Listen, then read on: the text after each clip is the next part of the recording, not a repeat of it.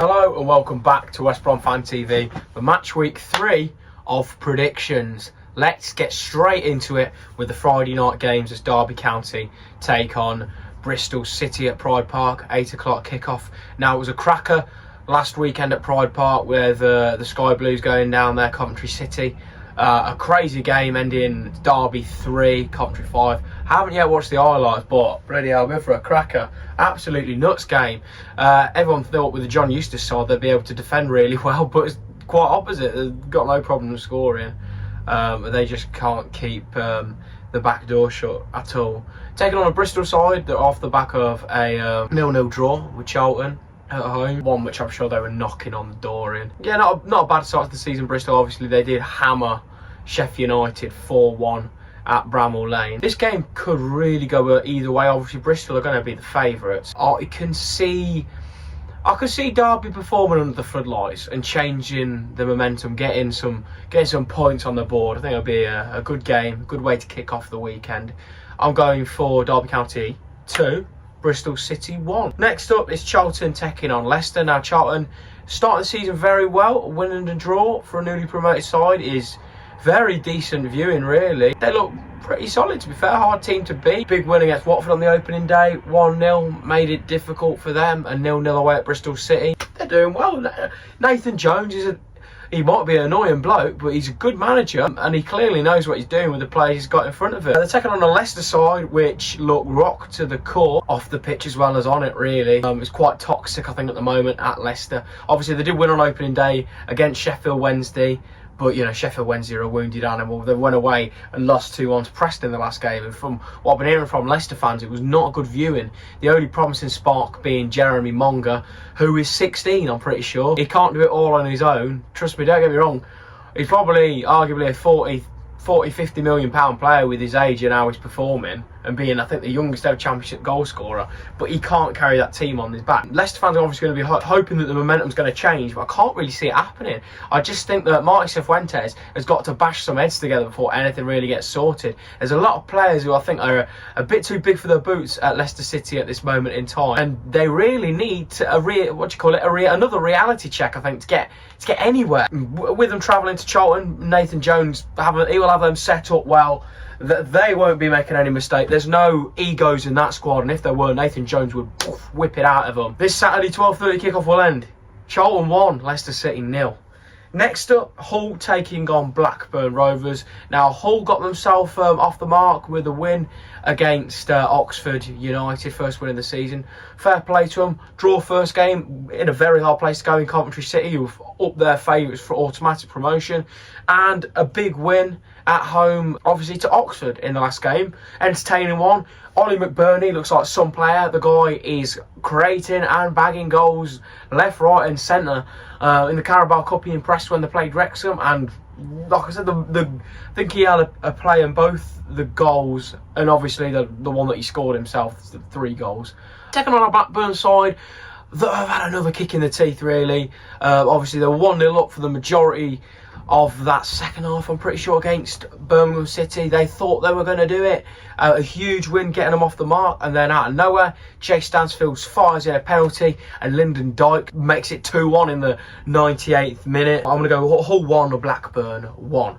Another early kick-off with Swansea taking on Watford. Now, Swansea, after a rough start with a loss to Middlesbrough, picked up a big 3 points against Sheffield United.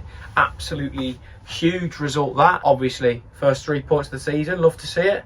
Watford, on the other hand, they got their first 3 points of the season as well. They've got some big, strong Scandinavian striker. I ain't going to bother trying to pronounce his name, but they've found someone that can hit the back of the net, and they're not just a one-man team anymore with Chak Matadze. I'm going Swansea City 1, Watford 0. Next up, we start off with the 3 o'clock games as Birmingham City take on Oxford. Now, Birmingham, like I've just mentioned quite recently, a huge win in the last minute against Blackburn Rovers. They're off the mark. A big point on the opening day, winning the cup. Exciting times for Birmingham City for sure. Got a lot of quality, thrown around a lot of money, and they've got arguably some Premier League pedigree in that side. I mean, Damari Gray, the bloke don't stop running. Yes, he might not still be in his early 20s, but the bloke is still sharp as a knife, really. And they're taking on an Oxford side that have been quite poor starting this season, 2 defeats. I can only see it going one way really. The atmosphere is going to be bouncing. I'm going Birmingham 3, Oxford United 0. Next up is Coventry City taking on Queen's Park Rangers. Coventry, obviously, absolute goal fest at Derby. Seem to know where the back of the net is. They just need to, I guess, figure out how to shut that back door, because conceding 3 to Derby ain't necessarily good viewing, is it, for Frankie Lampard? QPR, on the other hand, they're a bit underwhelming, to be honest. Obviously, signing Richard Code is a fantastic signing, really. A real quality deal, that, getting him on board. A proven goal scorer, League One level. Still young. He seems hungry. I'm sure he'll come on. It's going to take a couple of weeks, so I'm going for another quite a goal-heavy game. I'm going Coventry City 3, Queen's Park Rangers 1. Next up, Norwich taking on Middlesbrough. Now, Norwich picked up a huge 3 points, get themselves off the market away at Portsmouth, which is not an easy place to go, as people saw last season. Middlesbrough obviously flying, 2 wins, no one saw that coming. Everyone kind of had Middlesbrough around mid-table in their predictions. To be fair, so did I, lower mid-table for me, just because I didn't think it would gel, because it's a completely different system, but proven wrong. You know, going away to the Den and winning 3-0 is not easy at all, and yeah, they've made it look very easy. I'm going to go for that one. Norwich 0, Middlesbrough 0. Next up, Preston North End taking on Ipswich. Now, Preston picking up a huge win against Leicester last weekend. Obviously, from what I've seen, it's a massive boost. Obviously, Leicester aren't the team that they were 2 seasons ago, but it's still a massive feat for Preston North End. A lot of people had wrote them off in that game, and yeah, they proved people wrong. Got the job done. Osmajic, big, strong, horrible, gritty striker, bags the winner. Of course he does. They're taking on an Ipswich side as well that they've got 2 points from 2 games against 2 hard sides, but obviously they need to turn them draws into wins now. A lot of quality, obviously, as we know, that they've got the ideal championship team, really. They've got strength in all areas. It is just like an ultimate championship team from like a year or 2 ago. I'm going Preston North End 2, Ipswich 1.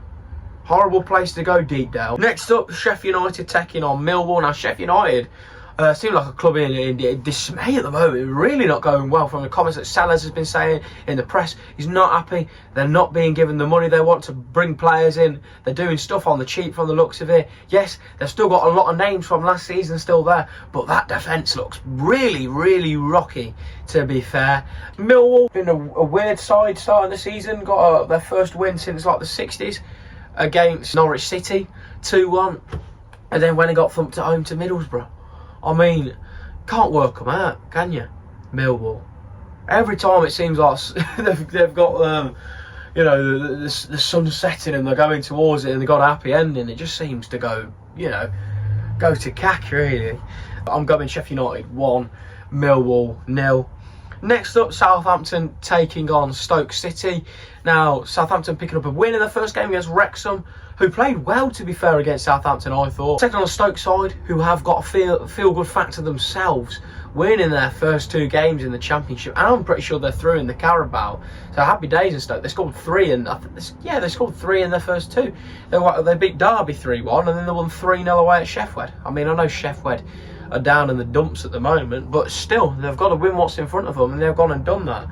However, I do feel like this will be a bit of a reality check. Personally, with the Baggies playing Stoke the weekend after this one coming, I would like Stoke to win again, just so we can be the one to kill the momentum. Southampton 3, Stoke City 0. A real reality check. Next up is West Bromwich Albion taking on Portsmouth. Now, my beloved Baggies were absolutely crazy at Wrexham. Played fantastic, in my opinion. Isaac Price seems to be the man at the moment. The guy knows what he's doing. He knows where the back of the net is. He can assist. He's just bloody quality, isn't he? Tom Fellows, I've been very impressed with as well. Like last season, it seems like he's got his old cut, bang, step over down that line, cut it across. Goal for whoever's in the box thing back. Absolutely love that. Obviously, Price's first goal was from that move. Love it, fellas. Keep it up, son. It works every time. I don't know how you've not been predicted yet, but it bloody works. So keep on doing it, mate. Let's talk about Portsmouth. Now, opening day, big win against Oxford. You wouldn't have seen that coming after their Doggers away record last season. And then at home, they go and lose to Norwich. I think the 2 goals Norwich scored were quite sloppy as well. It's another talking point. John Swift coming back to the Hawthorns. That's going to be interesting viewing. West Bromwich Albion 2, Portsmouth 0. Next up is Wrexham taking on Sheffield, the final game of the match. Wrexham 2 defeats in their first 2 in the league. Not great. They seem to leak a few goals in crunch moments. Obviously, they're now looking at spending 8 million on a centre-back, which is just like, yeah, what are you going to do about that? Ryan Reynolds and Rob McElhenney conceded a few to the Baggies, and straight away, yeah, there's the money. Give us the quality. This weekend, they're taking on a Sheffield side, like I mentioned before, down in the dumps. Players not getting paid.